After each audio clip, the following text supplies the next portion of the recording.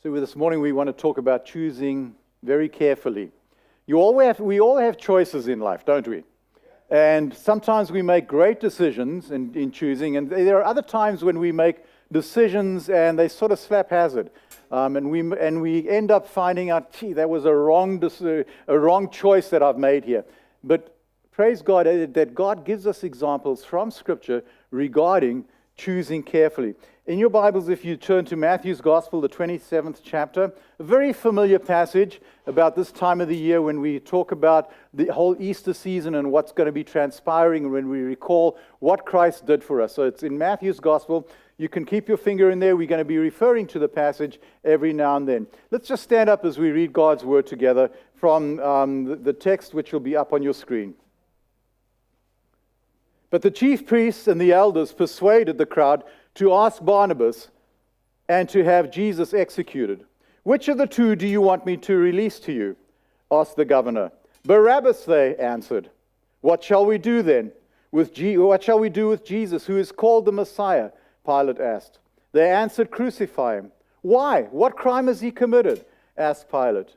But they shouted all the louder, "Crucify him." You can sit down.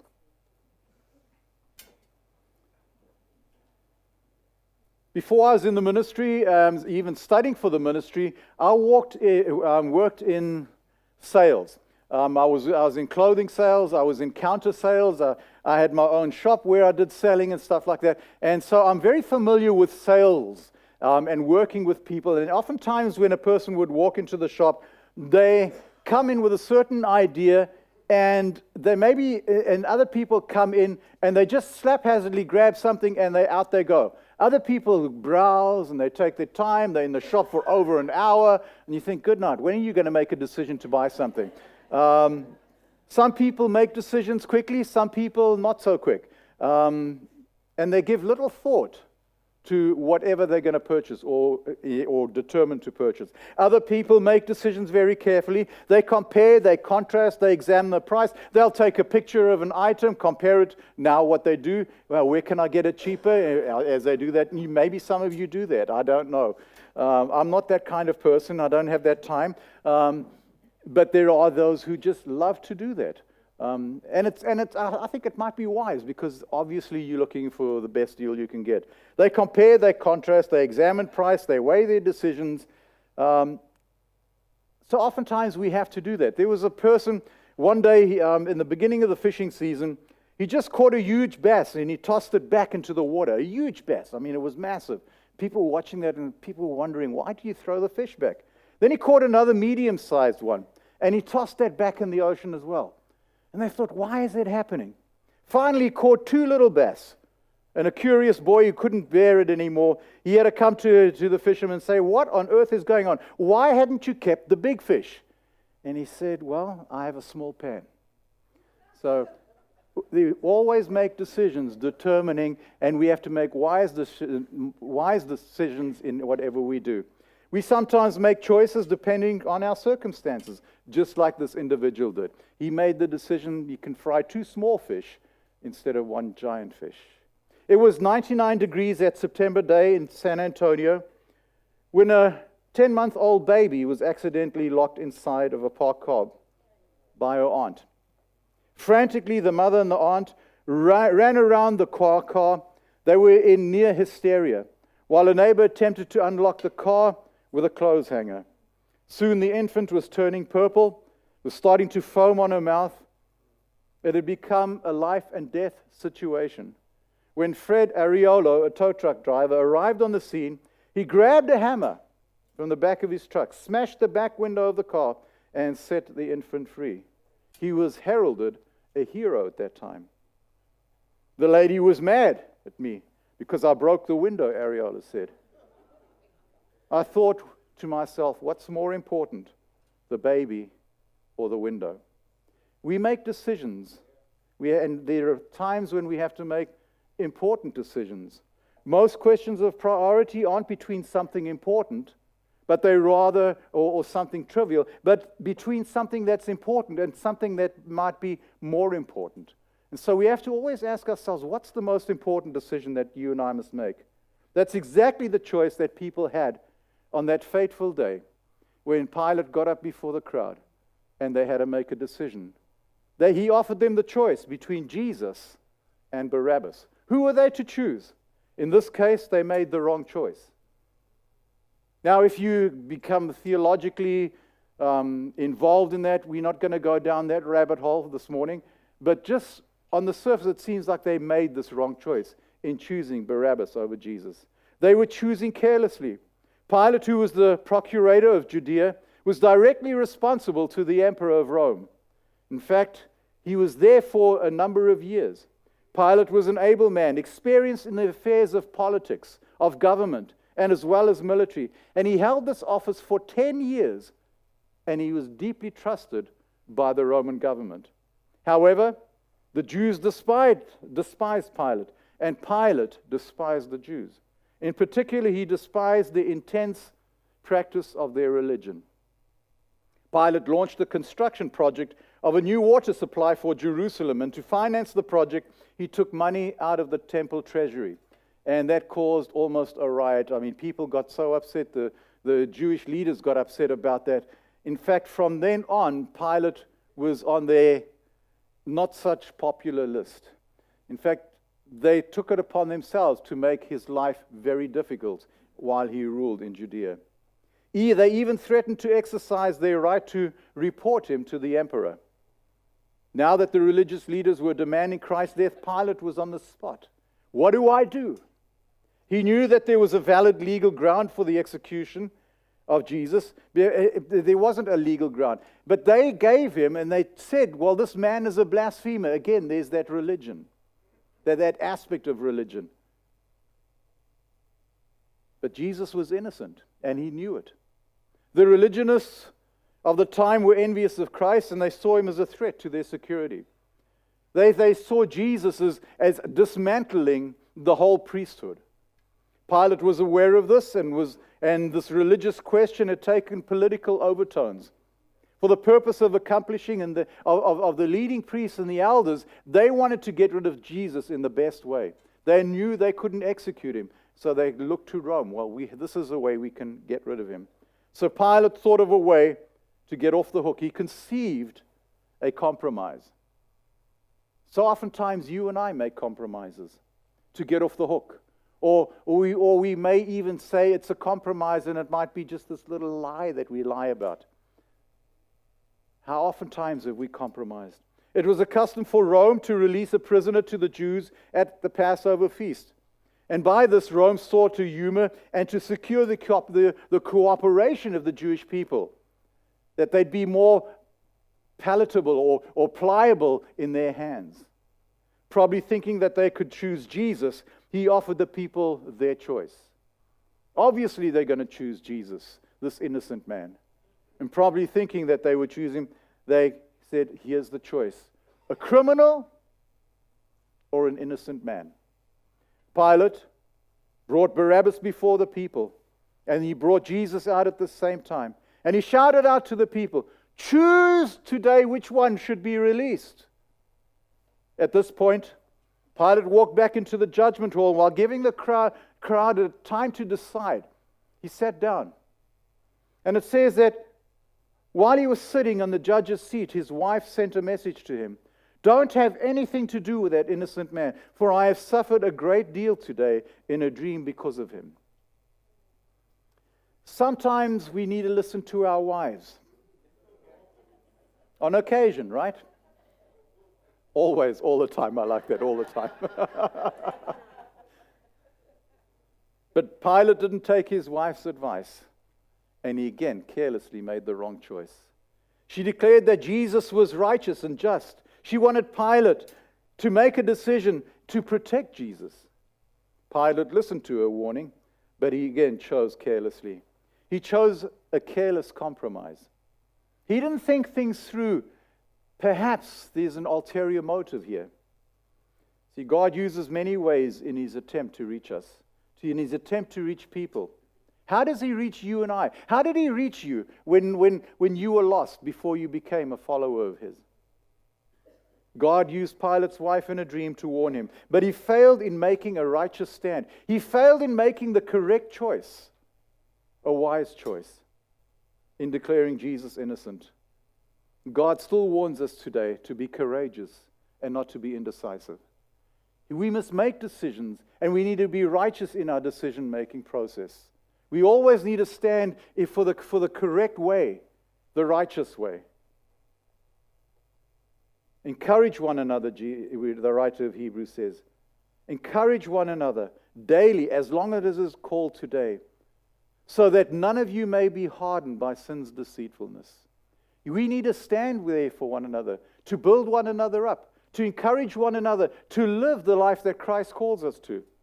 In the meantime, the priests and the elders persuaded the crowd to ask for Barabbas, to have him released, and have Jesus put to death. Pilate misjudged on these two accounts. The mob had been influenced by the religious leaders, and they'd persuaded them to release Barabbas. There was this undercurrent, and that you could almost see if you were in that courtyard, maybe, if you've seen the movie, and how they moved amongst people. Vote for him, and do that, get rid of that. And there was this whole plan to get rid of Jesus.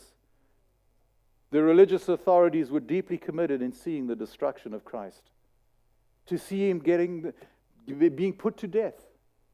And in making a compromise, Pilate chose carelessly. How often times have we chosen carelessly? How often have we made decisions to appease people rather than clearly taking a stand for Christ? Oh, we don't want to offend anyone, and so we rather keep quiet. And we don't say a word to anyone in case we offend someone.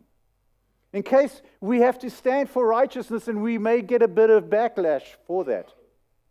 Several things about the nature of man is that with compromising with a person set on doing evil will never work.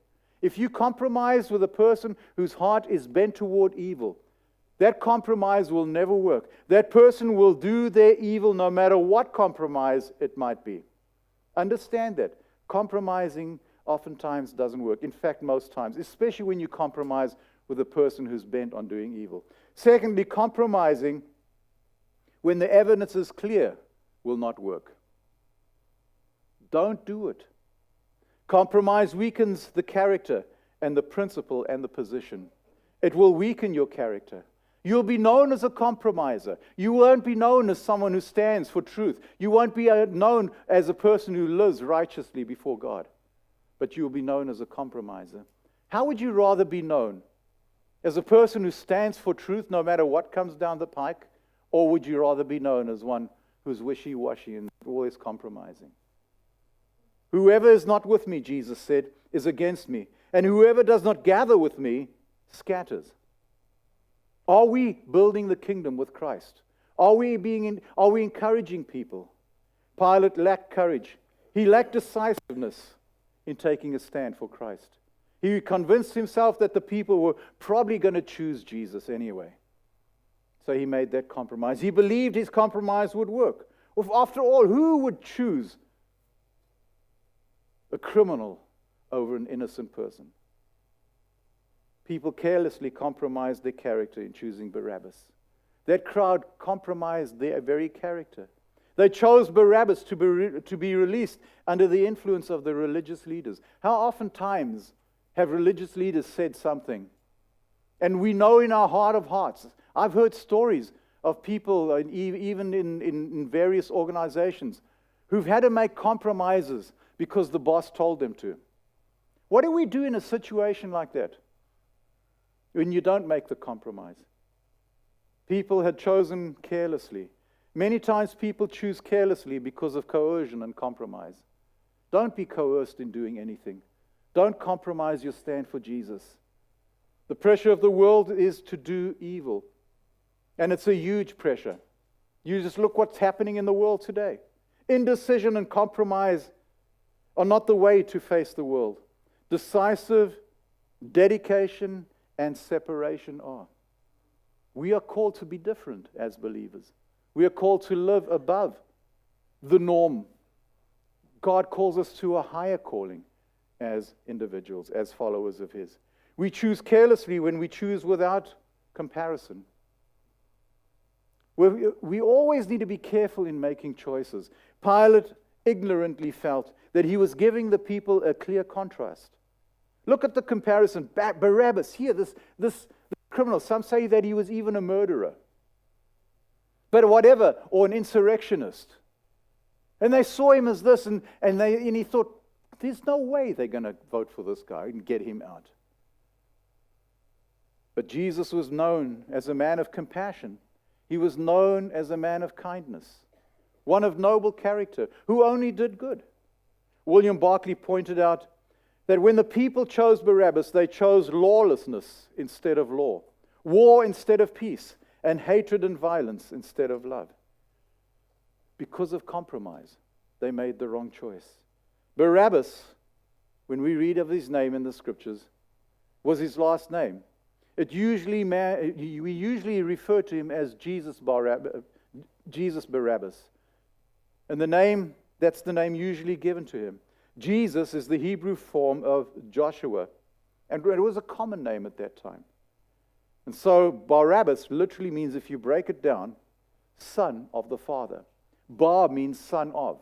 So every time you read of Bar Jonah or Bar whatever, that word Bar means son of.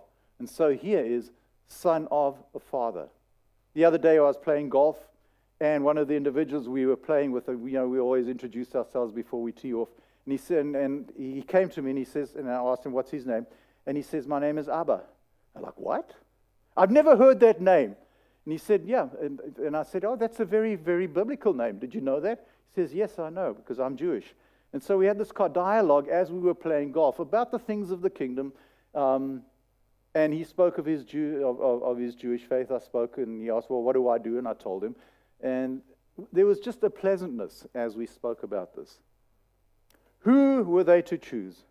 Jesus, Barabbas, the Son of the Father, or Jesus Christ, the Son of, capital, the Father? Yeshua. Who are we to choose? And they chose. You see, when we choose carelessly, we also choose without consulting. And if we choose carelessly, if you don't consult your conscience, all of us have got a conscience.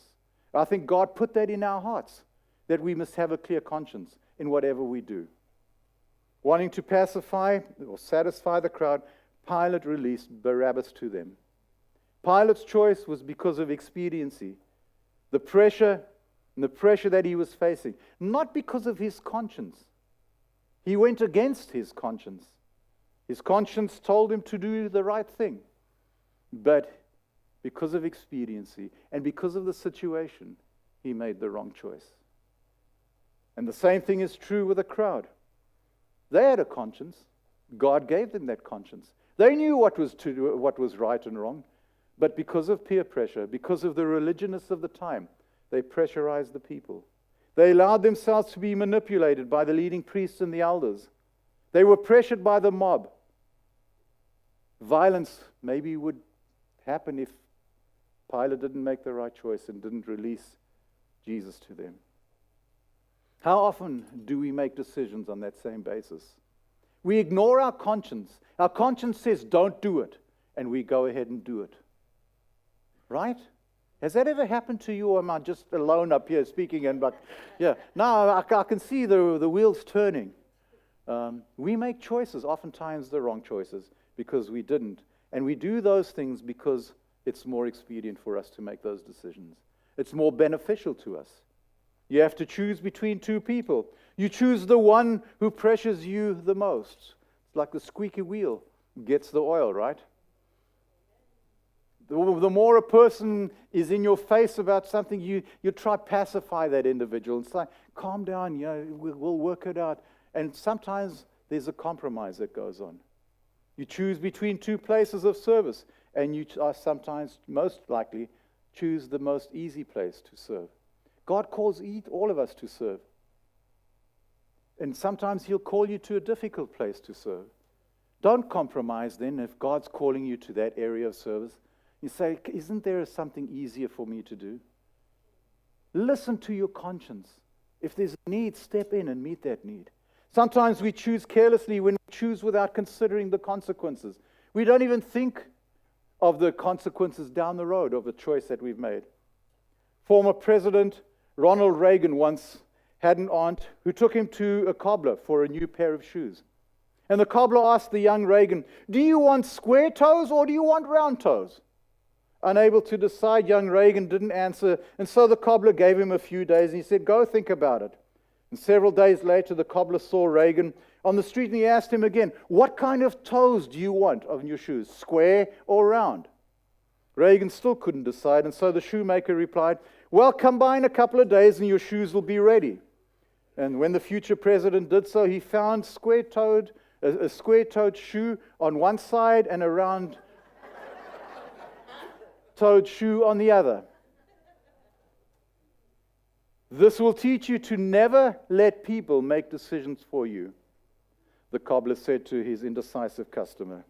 Reagan said, I learned right there and there, if you don't make your own decisions, someone will make them for you. You have to be decisive. You have to make decisions for yourself. Don't get the opinion of the majority, because the majority will run over the cliff. And don't be one of those that follow along.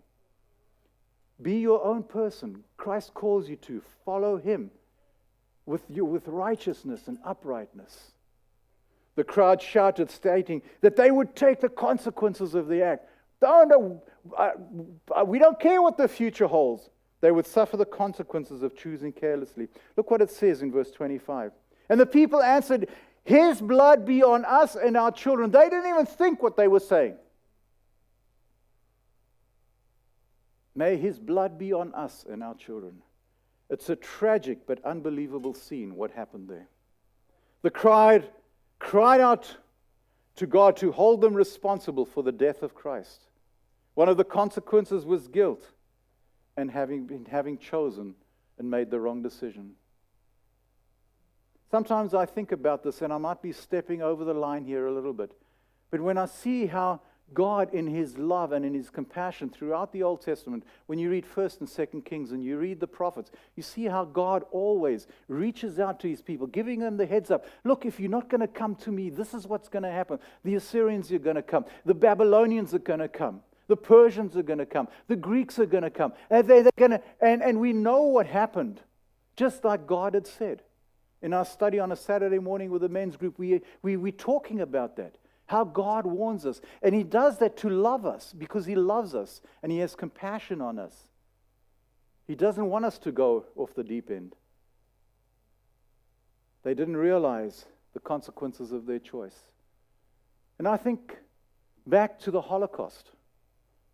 And I think what's going on in Israel right now. I don't know if that's all the consequences of maybe this statement. I don't know.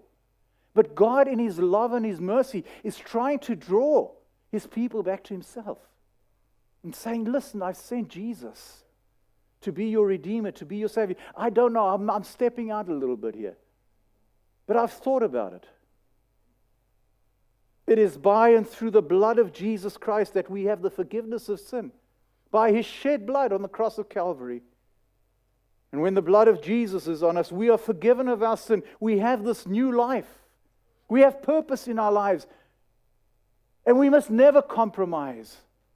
If God calls us to witness to someone, don't hold back. In love, come to them and share the love of God with them. The love of Christ, that Christ died for them. That they don't have to perish anymore, but have eternal life. It has been said that of all the people in Jerusalem, Barabbas could most definitely say that Jesus died for him. Jesus took his place. Think about that. Man guilty. I don't know what happened to Barabbas down the road. There's many movies that have been made about it.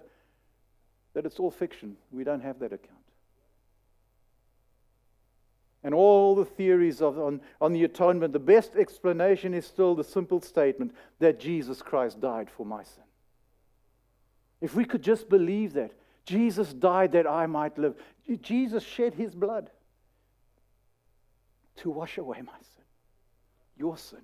Your sin. Your sin. Your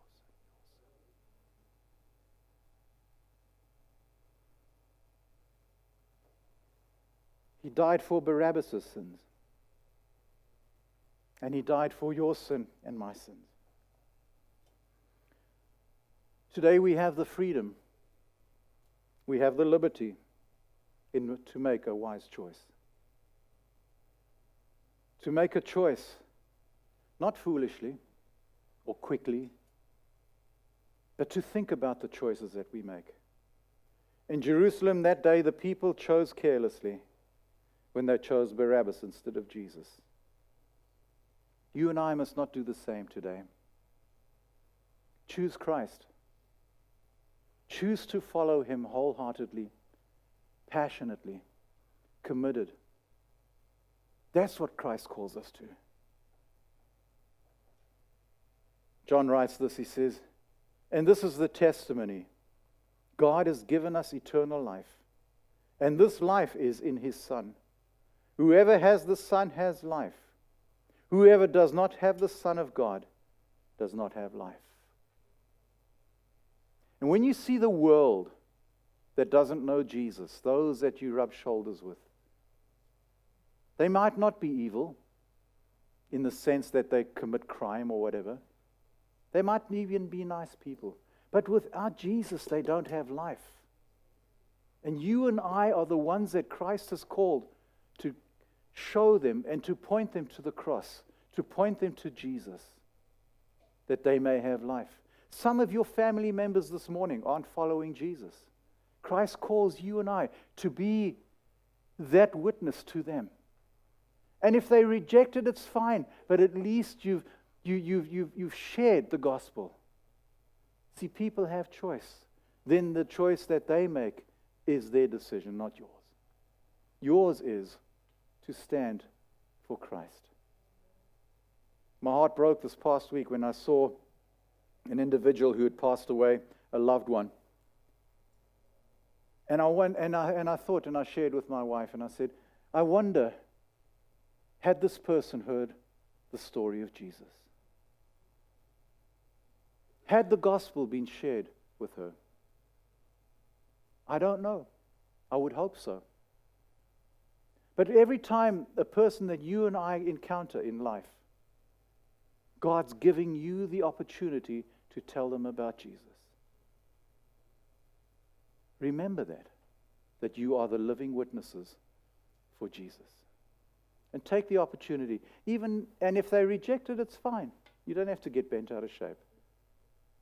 But at least you're being faithful to Christ's call on your life. May that be true of each one of us today, this week, and especially leading up to Easter, that take those little invitation cards. That might be the only time someone has been invited to church. You know, the statistics say, and I'm going to close with this, 70% of people who come to church have come because someone invited them. That's awesome. I came to church because someone invited me. It might be true for you as well.